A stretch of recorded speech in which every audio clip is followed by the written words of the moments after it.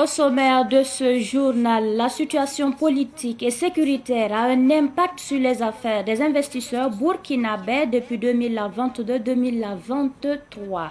Une situation qui amène les investisseurs burkinabés à migrer vers d'autres pays de la sous-région en quête d'un environnement meilleur.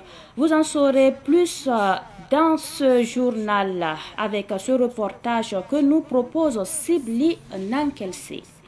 Et puis au Tchad, le calme est revenu en Djamena après l'attaque du palais présidentiel hier dans la soirée, affirme le porte-parole du gouvernement. Un point sur les événements à suivre dans ce journal. Ce sont les principaux titres de cette édition. Mesdames et messieurs, bonjour et merci de nous rejoindre pour le point de l'actualité sur Savannah TV. Bienvenue à tous.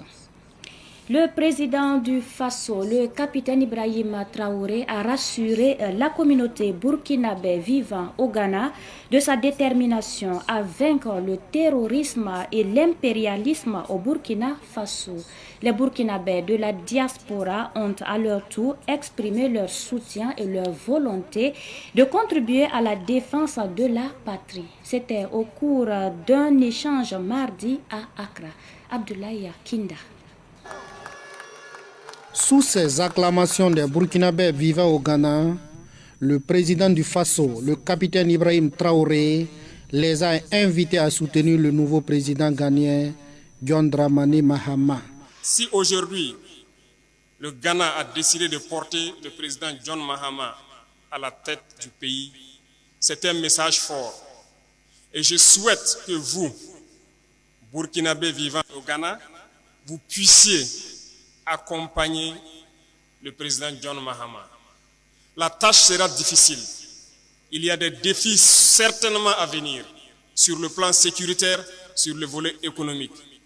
Je souhaite que vous puissiez accompagner les forces de défense et de sécurité du Ghana autant que vous pouvez, tant sur le plan renseignement que sur le volet économique, comme vous pouvez. Soutenez-les comme si vous étiez en train de soutenir les forces armées burkinabées. Il les invite également à vivre en parfaite symbiose avec le peuple ghanéen. Je vous exhorte à aimer les peuples ici, à vivre en parfaite symbiose, en parfaite harmonie, comme vous le faites déjà très bien. Le Burkinabé ne doit pas créer un problème.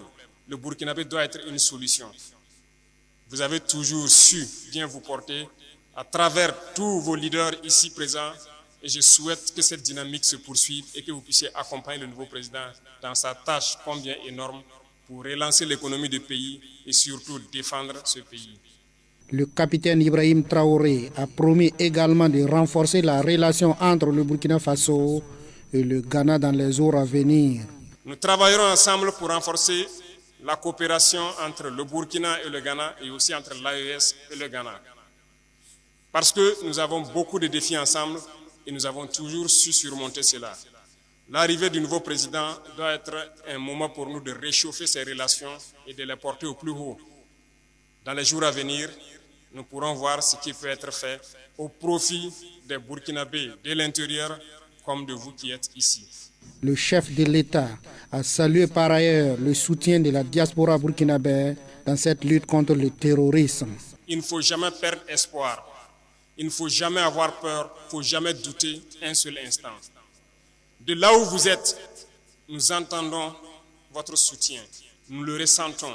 Et tous ceux qui sont sur le terrain et la population au pays ressentent le soutien de la diaspora. Et nous vous escomptons à pouvoir continuer dans ce sens, à motiver vos frères à l'intérieur et que nous puissions ensemble redorer le blason du Burkina Faso. Nous avons un rêve. Et ce rêve sera une réalité dans un futur très proche.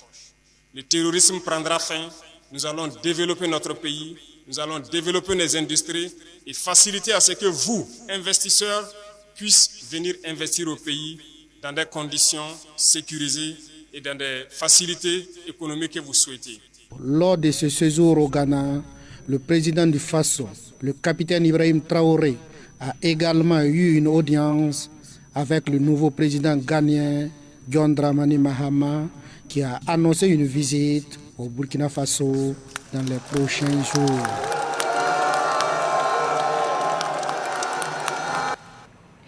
Justement, le nouveau président ghanéen John Dramani Mahama a confirmé son ambition de réchauffer les relations entre le Ghana et le Burkina Faso et plus largement entre le Ghana et l'AES.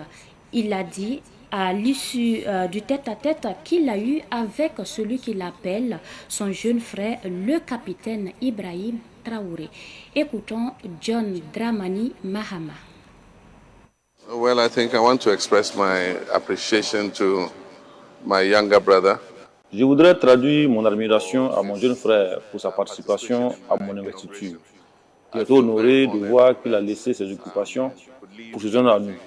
Le peuple burkinabé et le peuple ghanéen sont un seul peuple. Nous avons des liens historiques et commerciaux. Nous avons des communautés de long de notre frontière commune. C'est la colonisation qui nous a divisés, sinon nous serions un seul peuple. Je suis content que mon frère ait pu faire le déplacement pour nous soutenir. J'effectuerai prochainement une visite au Burkina Faso pour lui traduire mes remerciements. Je pense que nous sommes au début d'une nouvelle relation de coopération entre nos pays. Nous connaissons les défis que vit le Burkina Faso avec les attaques terroristes. Nous devons être solidaires avec les Burkinabés et travailler ensemble pour le retour de la paix au Burkina Faso. Parce que sans la paix, il ne peut pas avoir le développement. Je voudrais vraiment le remercier pour sa participation à mon institut que j'ai vraiment apprécié. Comme je l'ai souligné, nous sommes un même peuple. Donc nous devons travailler ensemble. Et comme je l'ai dit, nous sommes seulement séparés par des frontières coloniales. Nous devons tout faire pour promouvoir le plus possible l'intégration. Nous avons échangé sur quelques sujets, notamment comment améliorer le commerce entre le Burkina Faso et le Ghana. Il y a quelques plaintes de certains commerçants dont nous devons travailler ensemble pour voir comment nous pouvons résoudre ces difficultés. Nous allons continuer à travailler ensemble comme un seul peuple. And see how we can address those issues so that we can continue to work together as one people. And you can also see how popular Mr. President is in Ghana. When he was introduced at the Black Star Square, he got the biggest applause. Thank you, my brother. Thank you very much. Venons-en à présent à ce tout autre titre de cette édition. La relance économique compte parmi les priorités du gouvernement cette année. Le Premier ministre et le ministre de l'Économie l'ont dit et répété. Mais cette ambition pourrait se heurter à la migration de certains opérateurs économiques burkinabés vers d'autres pays africains. Comment s'y prendre? Sibli Nankelse en parle dans ce dossier. Courant 2022-2023, la situation politique a fortement impacté l'environnement économique déjà pris au piège de l'insécurité. Conséquence, dans certains domaines économiques, une partie des acteurs ont progressivement migré vers d'autres cieux plus cléments ou plus prospères. En Côte d'Ivoire, par exemple, la Direction générale du Centre de promotion des investissements établit qu'en 2023, le Burkina Faso est le premier pays investisseur étranger en Côte d'Ivoire. En toute gouvernance, tu ne peux pas prendre du pouvoir et de tic au tac lancer comme tu étais dedans. Donc il y a beaucoup de paramètres qu'il faut voir avant de lancer en tout cas tes propres activités. Alors, quand on dit un gouvernement, c'est un peu large. Donc il faut voir tout ce qui a lieu de faire et tout ce qui va avec avant de pouvoir relancer. Donc c'est ce ralentissement qui a fait que beaucoup de gens se sont investis, en tout cas à construire ou à s'investir à l'international. Mais pour le professeur Amidou Sawadogo, enseignant-chercheur en économie, finance et économie monétaire, cette situation de migration des acteurs économiques burkinabés est plus liée à la conjoncture économique internationale qu'à autre chose. Je pense que la conjoncture est un problème mondial. C'est un problème mondial en ce sens qu'actuellement, nous sommes interconnectés. Et les difficultés d'ailleurs se répercutent au Burkina. Et vous n'êtes pas aussi sans savoir le contexte sécuritaire qui sévit essentiellement les trois pays de l'AES, c'est-à-dire le Mali, le Burkina, le Niger. Donc il va de soi qu'un certain nombre d'investissements, un certain nombre de budgétisation tout ce qui devait aller sur des questions de consommation, sur des questions d'investissement, que ça soit réorienté au profit essentiellement de la lutte contre essentiellement le phénomène du terrorisme. L'expert en économie estime par ailleurs que la mauvaise exécution des marchés publics dans un contexte de plus en plus marqué par la rigueur révolutionnaire a dû contraindre certains opérateurs économiques à quitter le Burkina. Parce que certains avaient eu des marchés qu'ils avaient soit mal exécutés ou qui n'avaient pas l'intention de bien exécuter. Et avec la dynamique enclenchée par la transition, je pense qu'il n'y a pas de place pour ceux qui ne font pas correctement leur travail. Je ne dis pas que tous, c'est dans ce cadre, mais je sais qu'il y en a qui n'avaient pas l'intention de bien faire leur travail ou qui ont pris des marchés, qui ont exécuté et ce n'était pas bien exécuté. Ils se sont vus contraints de changer de fusil d'épaule ou naturellement de sites pour mener leur activité. Dans le domaine de la promotion immobilière où évolue le groupe BOPA International, la cherté des matériaux de construction est à prendre en compte dans l'analyse du nomadisme des promoteurs immobiliers vers la Côte d'Ivoire. Mais pas seulement. Seydou Boro, opérateur économique, président-directeur général de BOPA International et président de l'association des promoteurs immobiliers du Kadiogo, intervient aussi au Niger. Je vais vous parler de l'exemple de la Côte d'Ivoire, par exemple. La Côte d'Ivoire, la construction n'est pas compliquée parce que le sable est très moins cher, le ciment est moins cher, le fer est moins cher. Mais par contre, si vous avez pu construire, les logements sont chers là-bas. Alors, les avantages aussi par rapport au ministère de la Construction là-bas est plus meilleur que la nôtre. Moi, ce que je pouvais demander au gouvernement, c'est de prendre le juste milieu et puis voir la réalité de ce qui se passe au pays, au Burkina Faso, pour en tout cas voir ce qu'il y a lieu de faire et impliquer les vrais acteurs dans le travail et pouvoir prendre les décisions.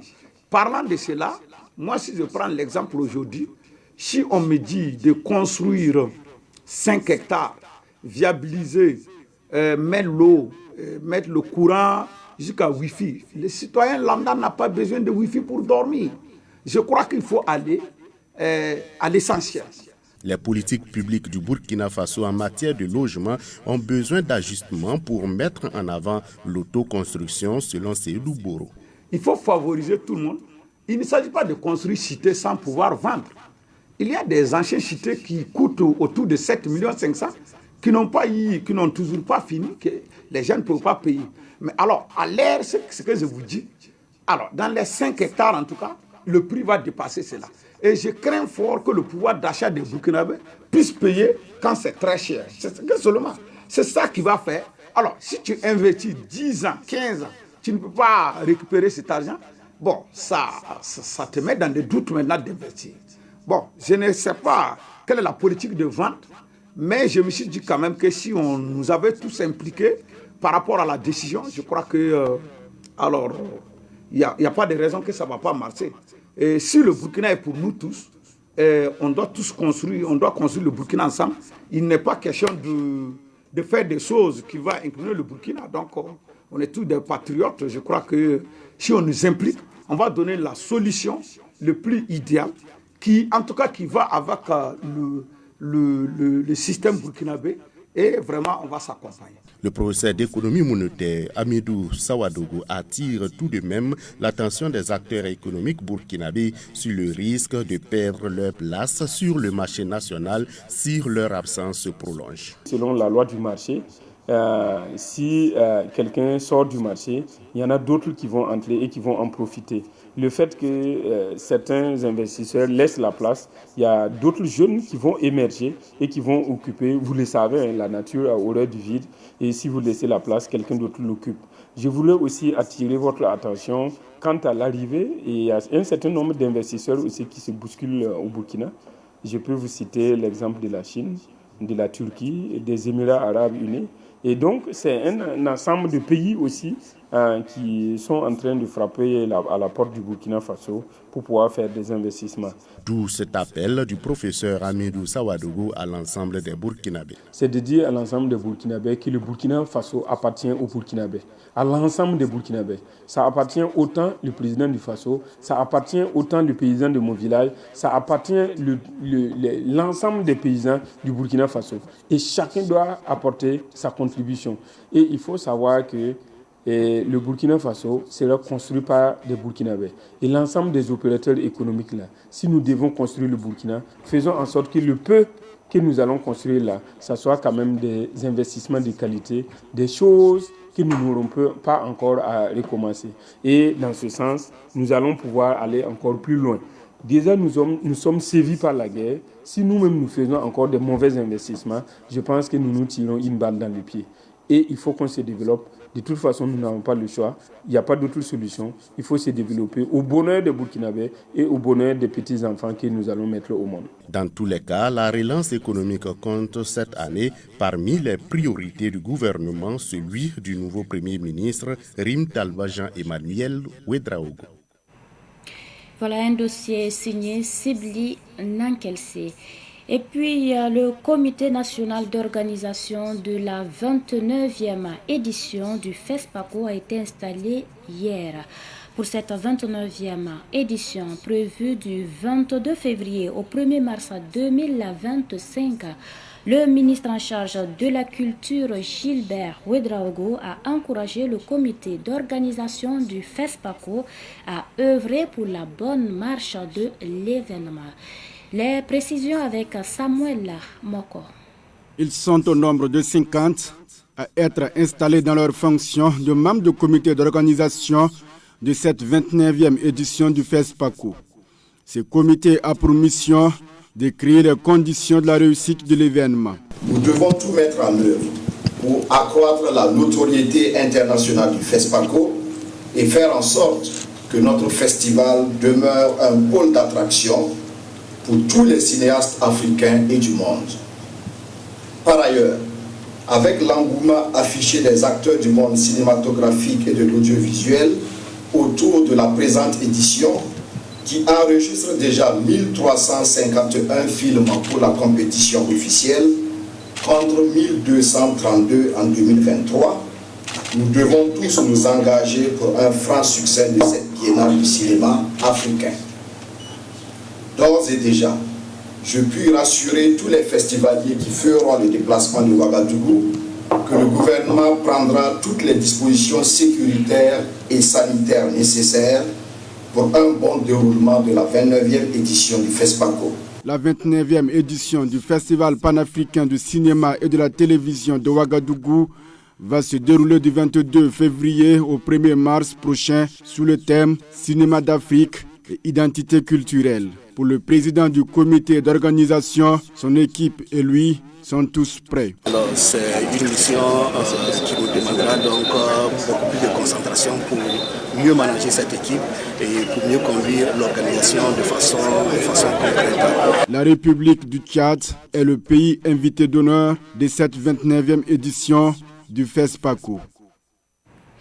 L'actualité hors de nos frontières au Tchad.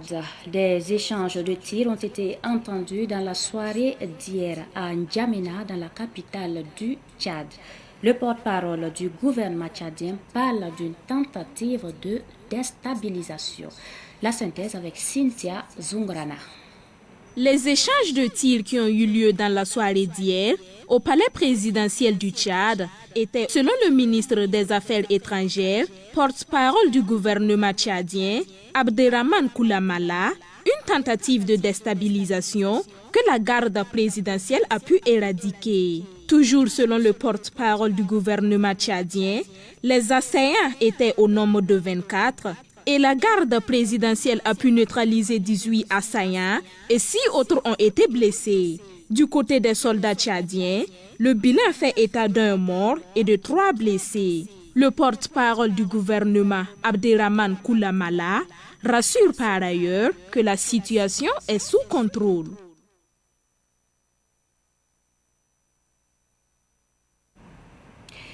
Ainsi se referme ce Savane Midi que j'ai pris du plaisir à vous présenter. Merci pour votre attention et pour votre constante fidélité. La suite du programme dans un instant.